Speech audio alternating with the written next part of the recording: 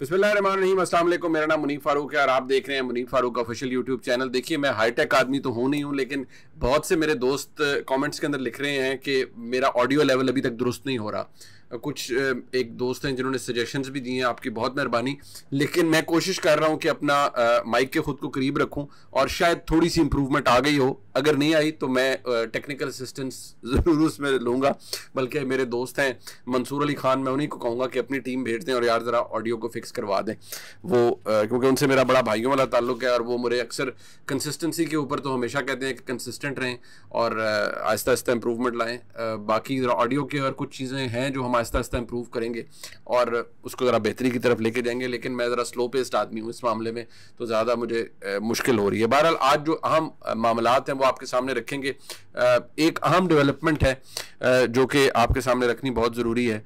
एक तो नहायत ही अफसोसनाक एक खबर है, उसके हवाले से आपके सामने जो मेरी असेसमेंट है और जो मैं महसूस कर पाया हूँ मैं आपके सामने वो रखूँगा। एक तो सबसे पहले बहुत से दोस्त पाकिस्तान में जानना चाहते हैं कि खालिस्तान मूवमेंट क्या है और जो हरदीप सिंह निजर हैं या निजार, इनको कत्ल किया गया। ये एक सिख सेपरेटिस्ट हैं जो कि कनाडा के अंदर मुकीम थे और बड़े एक्टिव थे, खालिस्तान मूवमेंट और खालिस्तान रेफरेंडम को प्रीच करते रहे हैं। उसके बारे में एक पूरी कैंपेन को लीड भी करते रहे हैं। इनको मर्डर किया गया कनाडा के अंदर। और फिर जो जस्टिन ट्रूडो हैं कैनेडियन प्राइम मिनिस्टर, उन्होंने अपनी पार्लियामेंट के अंदर खड़े होकर बड़ा स्ट्रांगली कॉल आउट किया भारत को और ये कहा कि उनके पास क्रेडिबल एलिगेशन है कि इसके अंदर भारतीय एजेंट्स क्लोजली लिंक्ड हैं इस कत्ल के साथ। ज़रा इसकी कुछ डिटेल्स, क्योंकि मेरे कुछ अजीज़ वहाँ मैं एक होता है कि आप अखबार से कोई चीज़ पढ़ के आपको पता चलती है, एक होता है कि आप ज़रा थोड़ा सा अपने जो लोगों से, जो कैनेडियन नेशनल्स हैं, आप उनसे पूछते हैं। और जो लोग क्योंकि वहाँ जो लोग कनाडा में रहते हैं, चाहे वो मुसलमान हैं, चाहे सिख हैं, चाहे हिंदू हैं, चाहे किसी भी मज़हब से, तो वहाँ कम्युनिटीज़ डिफरेंट होती हैं। अगर वो कैनेडियन नेशनल्स हैं लेकिन दे कम फ्रॉम डिफरेंट बैकग्राउंड्स, तो वहाँ पर वो लड़ाइयाँ झगड़े आपस में उस तरह नहीं होते और लोग एक अच्छी कम्युनिटी की तरह आपस में मिलजुल कर भी रहते हैं। तो बहुत से ऐसे पाकिस्तानी हैं जिनकी सिख कम्युनिटी के साथ बड़े दरीना ताल्लुकात हैं। तो बेसिकली मैं आज जान पाया हूँ कि वहाँ इशू क्या है और क्यों इतना ज़्यादा सेंसिटिव रहे हैं और जो हरदीप सिंह निजर थे इनको इतनी अहमियत क्यों मिली है। तो इसके हवाले से आपके सामने बात की जाएगी। एक वाक़या जो कि हुआ और उसने बहसियत एक इंसान, बहसियत एक बाप, मुझे भी बहुत तकलीफ़ में मुब्तला किया है, वो है इमाद फ़ारूक जो कि तहरीक इंसाफ के कारकुन हैं। उनकी साहबजादे की वफ़ात का अब यकीन मानिए ये एक ऐसी चीज़ है जिसको कोई भी शायद बाप महसूस कर सकता है और उसको लेकिन मैं शायद इसलिए कर सकता हूँ कि मैंने ख़ुद औलाद का गम देखा है, मैंने अपने बेटे की वफ़ात को देखा है, तो मैं महसूस कर सकता हूँ। और जो एक बाप की हेल्पलेसनेस है, यानी कि वो बिल्कुल बेबस जो उसका हो जाना है, वो मैं महसूस कर सकता हूँ कि एक बाप अगर बेबस है और वो अपनी औलाद के लिए कुछ नहीं कर सका तो वो क्या महसूस कर रहे होंगे। तो ज़रा उसके हवाले से बात हो जाए। ये आम इश्यूज़ हैं। बाकी तो फिर आपको पता है हमारे आज की डेवलपमेंट्स हैं। परवेज़ इलाही साहब के साथ क्या हो रहा है वो आपके सामने है। मियाँ नवाज शरीफ साहब ने लंदन में स्टेटमेंट दी है और वो भी किसी को माफ़ करने के लिए तैयार नहीं है। वो चाहते हैं कि जो कुछ हुआ उसकी भरपाई उन लोगों से करवाई जाए जिन्होंने ये सब कुछ किया। उस पर भी बात करूंगा कि वो किस हद तक मुमकिन है और अगर इस कोर्स पर चला जाए तो ये कितना वेलकमिंग होगा या इससे कितना फ़ायदा हो सकता है। ये एक अहम डेवलपमेंट है जो कि मैं चाहता हूँ आपके सामने रखी जाए। लेकिन सबसे पहले जो चीज़ मुझे फ्रैंकली महसूस हुई कि उसकी अहमियत बहुत ज़्यादा है, वो है इमाद फ़ारूक के बेटे की वफ़ात।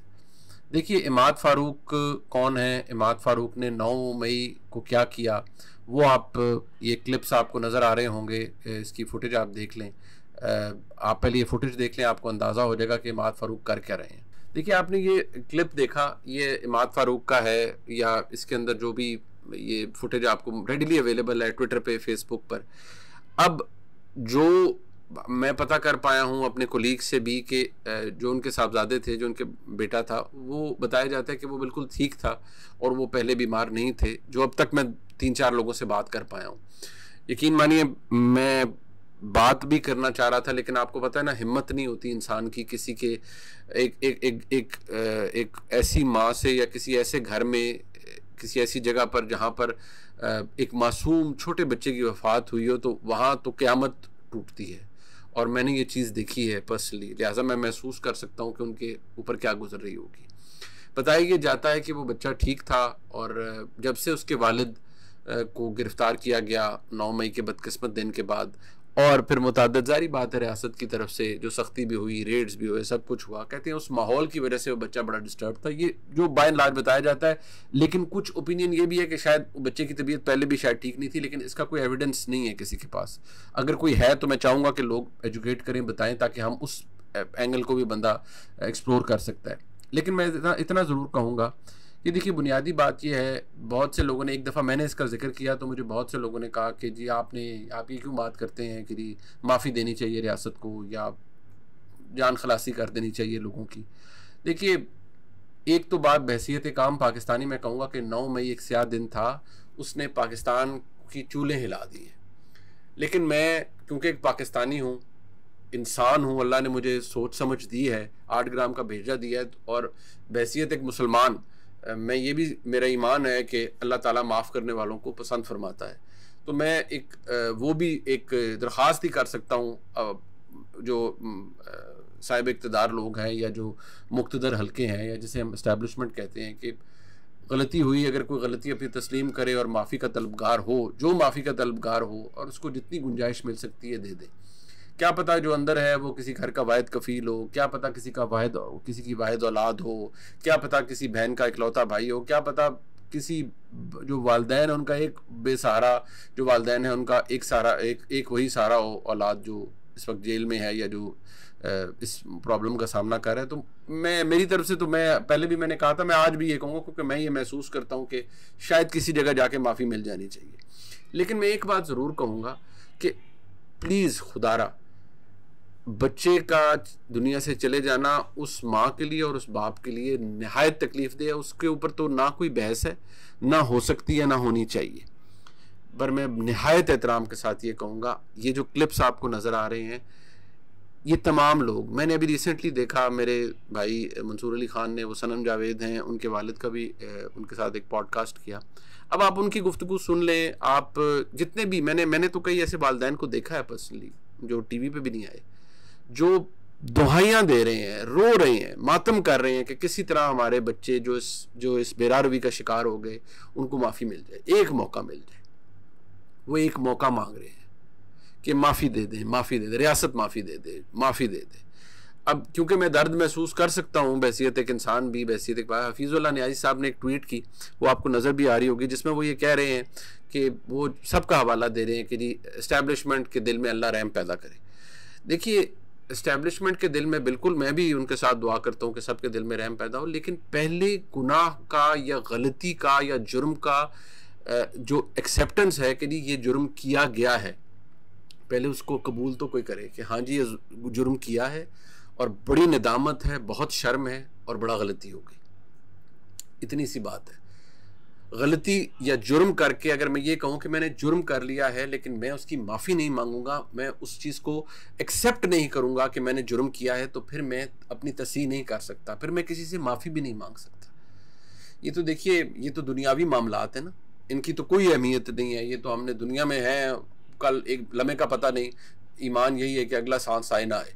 लेकिन आप ये देखिए कि जब अल्लाह रब्बुल इज़्ज़त से हम गुनाह करते हैं और अल्लाह से तौबा करते हैं, तो तौबा का तो फैक्ट्री ये है ना, मैं तो बहसीत एक इंसान एक समझ पाया हूँ कि अगर आप अल्लाह से गुनाह से तौबा करते हैं और अल्लाह से रहम मांगते हैं, तो पहले तौबा करें, सिद्के दिल से करें और फिर अल्लाह से माफ़ी के तलबगार हों। जब मैं बुराई भी करता रहूँ और बुराई को बुराई समझूँ भी ना और फिर साथ तौबा के लिए भी कहूँ कि अल्लाह मुझे माफ़ कर दे, तो वो कोई बात समझ भी नहीं आती।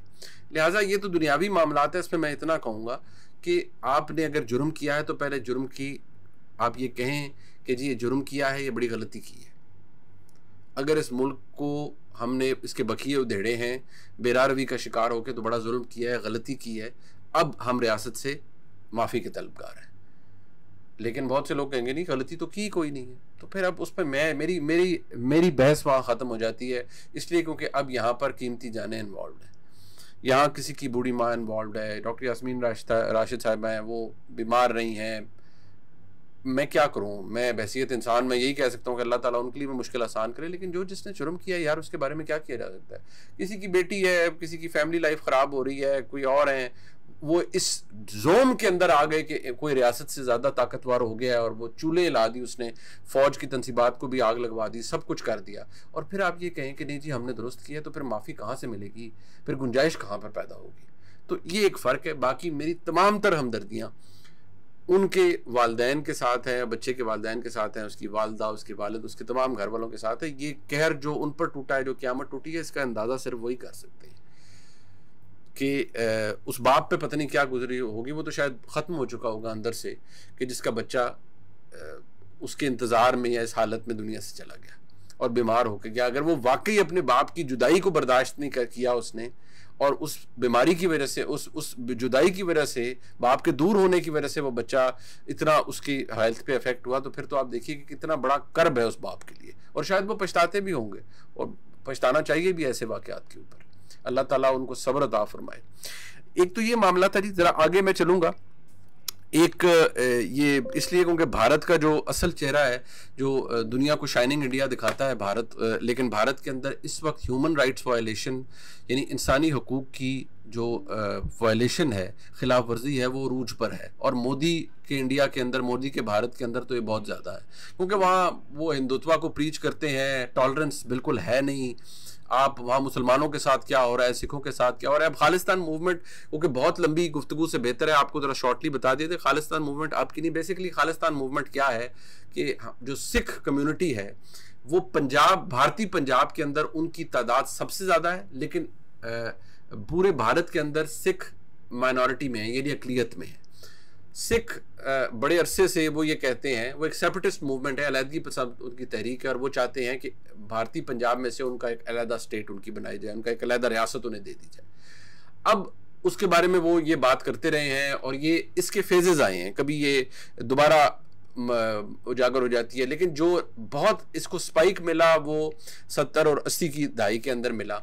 और इसका फिर ये हालत हुई कि जो भारत के अंदर भारतीय सरकार सिखों को, या जो सेपरेटिस्ट मूवमेंट के अलहदगी प्लस पसंद तहरीक के अंदर जो सिख इन्वॉल्व थे, इसके by the way Khalistan movement के पूरी दुनिया में तकरीबन 25 मिलियन के करीब फॉलोअर्स हैं, और ये फॉलोअर्स बढ़ते भी रहे हैं, और इनके ऊपर रियासत का भी अटैक आता रहा है। रियासत, भारतीय रियासत इन्हें दहशतगर्द कहती रही है। और फिर नतीजा ये निकला कि फिर ये गोल्डन टेम्पल के अंदर कहा जाता था जी कि गोल्डन टेम्पल के अंदर जो सिख दहशतगर्द हैं वो छुपे हुए हैं। फिर रियासत, भारतीय रियासत ने उनके खिलाफ ऑपरेशन भी किए गोल्डन टेम्पल का। फिर उसके नतीजे में बाद में फिर उसका जो रिएक्शन आया वो ये कि इंदिरा गांधी जो एक ज़माने में प्राइम मिनिस्टर थी इंडिया की, उनको उनके सिख गार्ड्स ने, ये हर जगह मौजूद है, उनके जो सिख गार्ड्स थे उन्होंने उनको कत्ल कर दिया।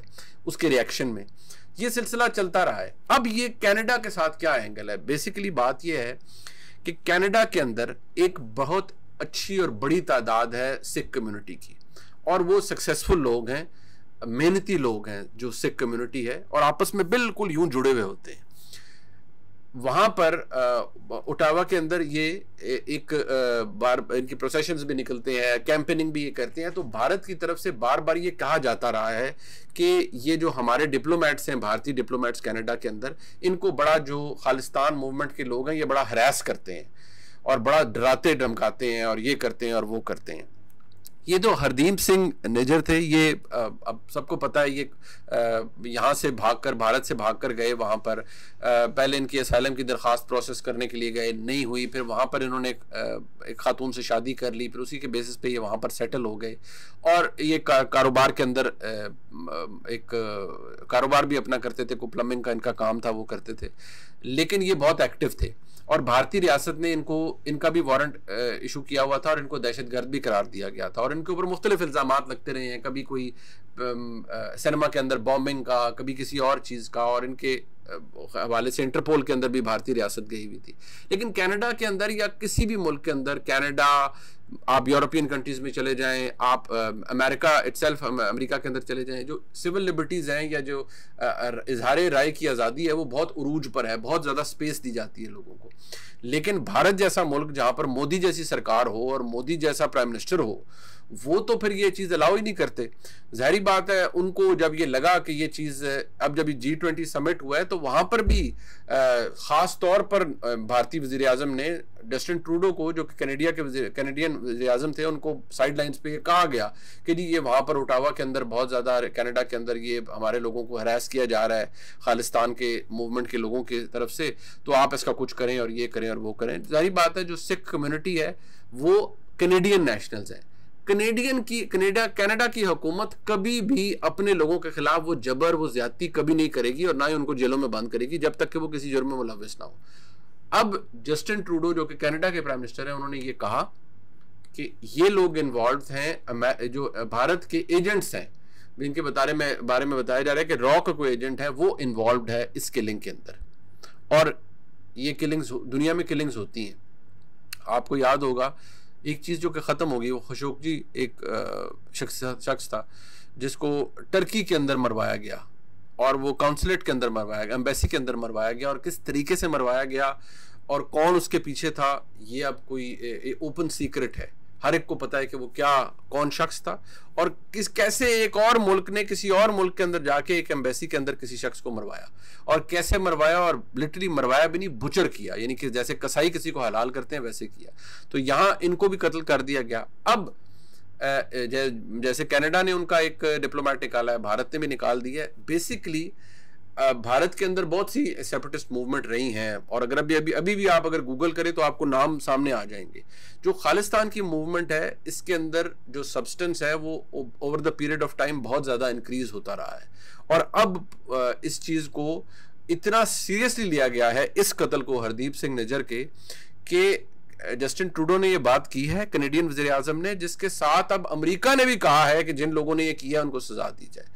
और जब रिसेंटली अमेरिकी सदर जो बाइडन भी गए थे G20 के अंदर, तो वहां पर भी भारत के अंदर जो लोग, जो रियासत की तरफ से, भारतीय रियासत की तरफ से जो इंसानी हकूक की पामाली हो रही है, उसको उन्होंने भी कॉल आउट किया कि भारत को इसका नोटिस लेना चाहिए।